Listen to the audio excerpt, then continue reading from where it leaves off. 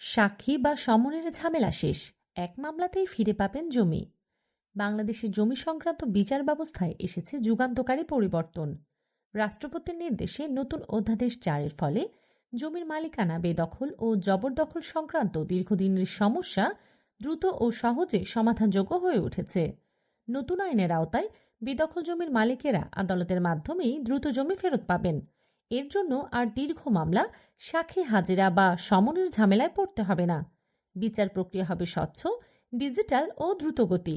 মূল পরিবর্তনগুলো: সাক্ষী গ্রহণে নতুন পদ্ধতি, সাক্ষীদের সরাসরি আদালতে হাজির হতে হবে না, লিখিত এফিডেভিট জমা দিয়ে সাক্ষ্য দেওয়া যাবে, প্রয়োজনে আদালতের নির্দেশে সাক্ষী জেরা করা হবে।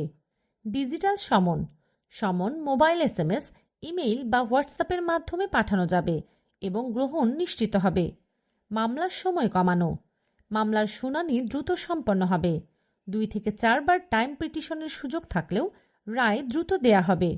এক মামলাতেই জমির দখল, আলাদা ডিগ্রি জারি মামলা ছাড়াই রায় ঘোষণার সঙ্গে সঙ্গেই জমি প্রশাসন ও পুলিশের মাধ্যমে বুঝিয়ে দেয়া হবে।